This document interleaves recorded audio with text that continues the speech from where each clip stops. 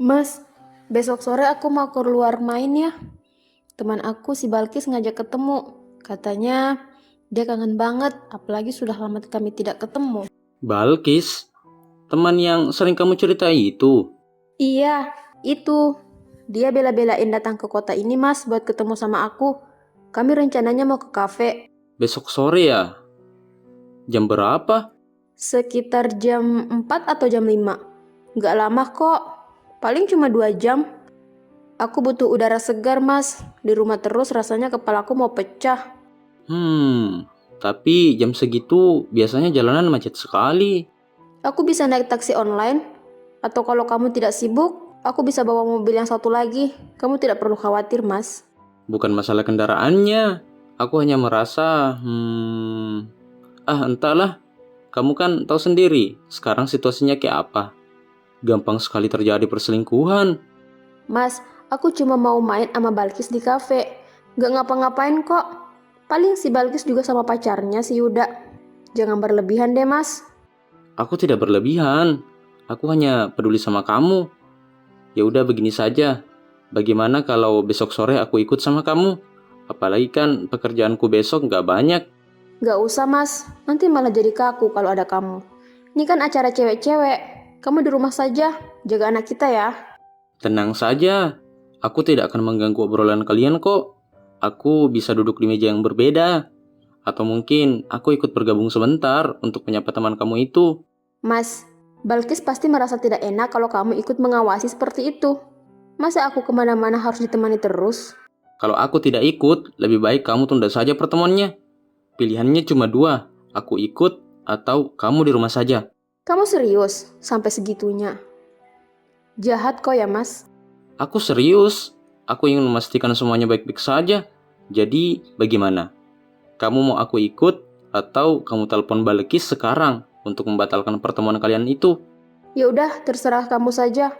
Ikutlah kalau itu memang maumu. Aku akan bilang ke Balkis kalau suamiku yang posesif ini tidak bisa jauh-jauh dariku. Nah, gitu dong. Gila sih Julia. Aku benar-benar gak nyangka kalau kamu udah nikah. Ya begitulah takdir, Kis. Terkadang hidup memang memberikan kejutan yang tidak terduga kan. Tapi jujur, aku salut banget sama suamimu yang jauh-jauh datang ke sini dan langsung menetap. Pasti Julia ini spesial banget buat kamu ya. Oh, tentu itu. Julia ini selalu tahu cara membuat hidupku jadi lebih berwarna. Aku hanya ingin memastikan dia selalu di sisiku. Tapi aku masih penasaran, Julia.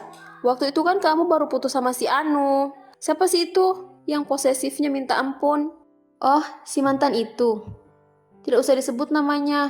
Dia itu lucu, Kis. Setiap hari nuduh aku berselingkuh. Setiap jam mengecek ponselku. Sampai aku bernafas saja rasanya salah di mata dia.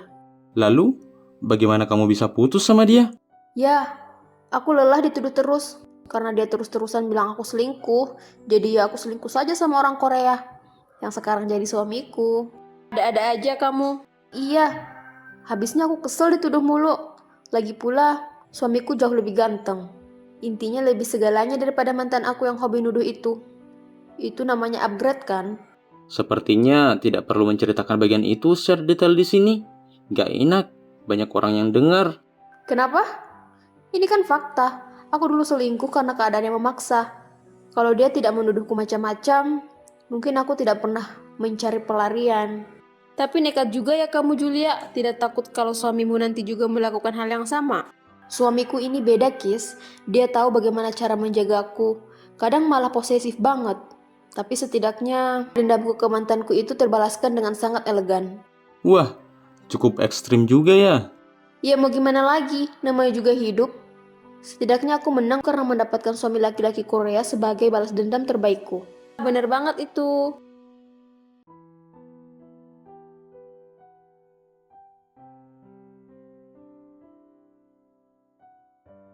Wah, ada acara seru nih. Pasti di sana bakal rame. Aku harus ikut ini. Tapi aku izin pakai cara apa ya ke suamiku? Dia kan sering banget ngelarang aku kemana-mana. Bagaimana kalau aku izin mau nongkrong sama Balkis dan teman-teman? Siapa tahu dia izinin kan? Ya udah, aku pakai cara itu aja.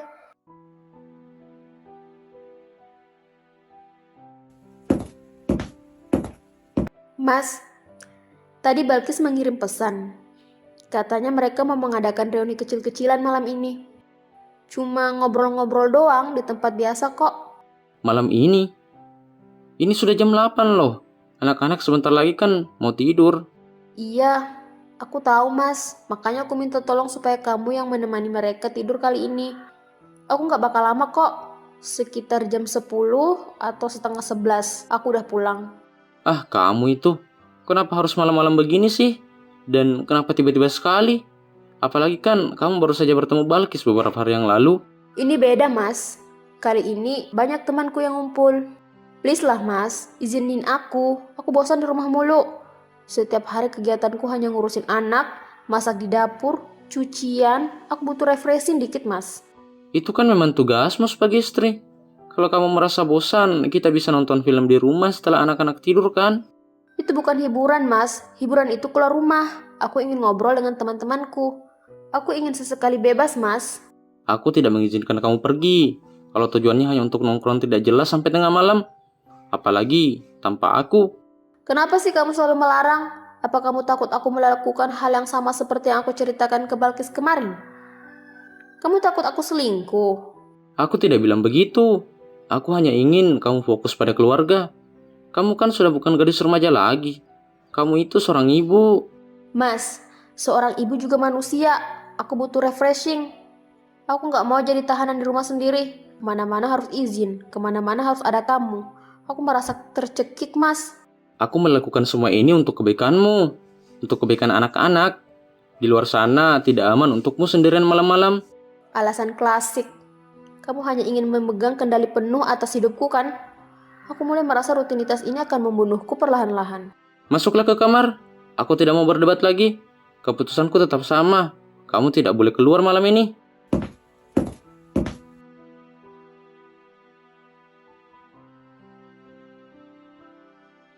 Aku tidak bisa terus-terusan seperti ini. Kalau aku tidak keluar sekarang, aku bisa gila. Maaf mas, tapi aku juga butuh hidup. Tidur yang nyenyak ya anakku sayang. Mama hanya pergi sebentar. Ini baru jam 9 malam. Masih ada waktu. Event itu pasti baru saja dimulai.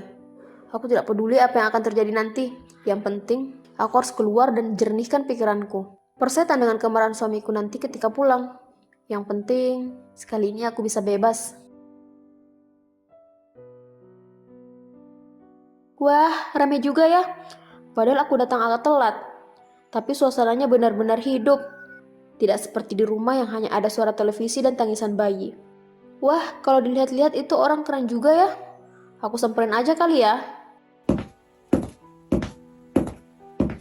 Hai kak. Iya, ada apa ya? Nggak apa-apa kok kak. Kamu pengisi acara di sini ya? Iya, saya Rian. Saya atlet bela diri yang diminta buat demo teknik di event ini. Kakak sendiri, pengunjung atau panitia? Hanya pengunjung.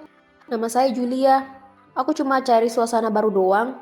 Kebetulan lihat poster event di internet, jadi aku beraniin diri buat datang ke event ini. Julia, nama yang bagus. Tapi kamu kenapa? Kayak sedang mikirin sesuatu. Padahal di sini musiknya cukup kencang loh. Tapi dari tatapanmu seolah-olah kamu berada di tempat lain. Kelihatan sekali ya. Mungkin karena aku jarang keluar malam seperti ini lagi. Rasanya aneh bisa berdiri di tengah kerumunan orang. Jarang keluar. Kok bisa? Padahal dunia ini punya banyak hal seru buat dinikmatin. Apa kamu tipe orang yang lebih suka mengurung diri? Itu bukan kemauanku juga. Ada tanggung jawab di rumah. Dan aku punya suami yang terlalu protektif. Oh, gitu ya. Sayang sekali kalau orang sepertimu harus terkurung di rumah terus. Oh iya, sekedar fun fact ya. Bela diri itu mengajarkan tentang kebebasan loh. Kebebasan untuk membela diri sendiri dari rasa jenuh. Sepertinya kamu benar. Aku merasa bebas di sini. Apalagi setelah ngobrol banyak sama kamu. Bicara sama orang asing ternyata jauh lebih melegakan ya. Ah, kamu itu. Jangan anggap saya orang asing. Oh iya, boleh saya minta kontakmu? Siapa tahu kamu butuh teman bicara saat kamu jenuh. Kontak. Oh iya punya. Ide yang bagus itu. Aku bisa curhat sama kamu kalau aku lagi bosan. Boleh kan? Boleh banget. Kamu bisa cerita apa saja sama aku kok.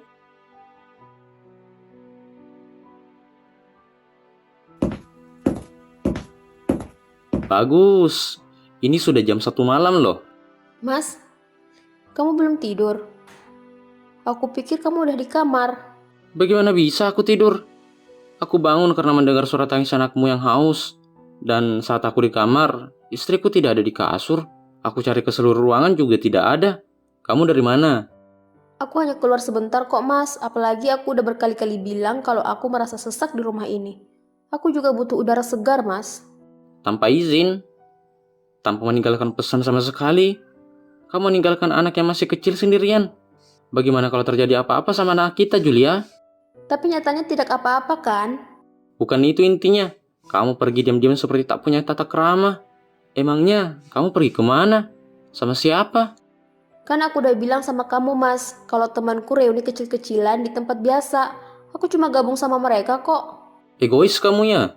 Kamu hanya memikirkan kesenanganmu sendiri, tanpa peduli tanggung jawabmu di sini. Egois katamu. Yang egois itu kamu mas.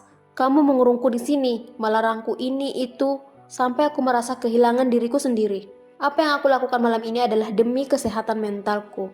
Kesehatan mental bukan alasan untuk melanggar aturan rumah tangga kita, Julia. Seorang istri tidak harusnya keluyuran tengah malam tanpa sepengetahuan suaminya. Aturan? Ini rumah tangga bukan camp militer. Aku melakukan ini supaya aku tidak gila. Supaya aku tetap bisa menjadi ibu yang waras untuk anak-anakmu. Jangan cari pembenaran atas kesalahanmu. Keluar malam lalu pulang dini hari kayak gini, kamu pikir itu bagus? Kamu itu istri, dan sekarang sudah punya anak. Terserah apa katamu. Aku lelah dituduh dan diatur terus. Aku mau tidur. Tolong jangan ganggu aku malam ini. Hei, kita belum selesai bicara. Mau kemana kamu, Julia? Aku malas sama kau.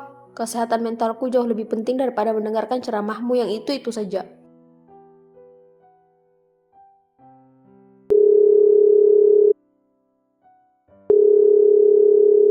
Maaf ya, aku baru bisa menghubungimu sekarang, Rian. Tidak masalah, Julia. Aku ngerti situasimu kok. Bagaimana harimu? Masih terasa membosankan? Sangat membosankan. Tapi aku jadi sedikit bahagia setelah ada kamu. Makasih ya, sudah mau mendengarkan keluh kesahku. Kapanpun kamu butuh, cerita aja sama aku, ya? Iya. Julia, simpan HP-mu itu. Kamu itu ya, gak ada hormat-hormatnya sama suamimu sendiri. Aku mau bicara ini. Aku dengar kok ini. Cerita aja. Sebenarnya, apa yang kamu sembunyiin sih dari aku? Belakangan ini kamu seperti orang asing. Kamu duduk di sebelahku tapi pikiranmu entah di mana. Ya ampun, mulai lagi. Kamu mau menuduhku apa kali ini, Mas? Apa aku tidak boleh punya privasi sedikit pun di rumah ini? Kamu pikir aku bodoh? Setiap kali aku lewat, kamu langsung balikan layar HP-mu. Sekarang aku tanya, siapa yang sering kamu chat malam-malam begini? Aku kan sering bilang sama kamu. Aku chatan sama temanku, termasuk Balkis. Kalau memang itu cuma teman, lalu kenapa kamu ketakutan saat aku mendekat? Berikan ponselmu padaku. Kalau tidak ada apa-apa, kamu tidak akan keberatan kalau aku melihatnya kan? Tidak, ini hak pribadiku. Kamu tidak punya hak untuk menggeledah barang-barangku. Sikapmu ini justru membuatku semakin curiga, Julia. Apalagi kamu tidak lagi mendengarkan apa yang aku katakan. Bahkan saat anak kita menangis, kamu tidak peduli. Kamu hanya sibuk main HP. Kamu yang membuatku begini. Kamu yang menekanku sampai aku harus mencari kebahagiaanku sendiri. Jangan memutarbalikkan fakta lah. Aku melakukan semuanya untuk keluarga ini. Tapi kamu malah mencari pelarian yang tidak jelas. Coba katakan padaku, apa kamu sedang berhubungan dengan orang lain? Terserah, pikirkan saja apapun yang kamu mau. Kamu memang hobi menuduh kan? Lakukan saja sesukamu. Aku lelah di debat terus seperti ini. Suamiku tidak pernah mengerti. Dia pikir cinta itu tentang mengekang. Itu sama sekali tidak benar. Aku juga butuh kebebasan. Aku juga butuh dimengerti. Dulu aku memang selingkuh karena dituduh. Sekarang, aku melakukannya karena aku ingin merasa hidup. Ini bukan pengkhianatan. Ini pelarian. Cuma ini satu-satunya cara agar aku tidak merasa tertekan.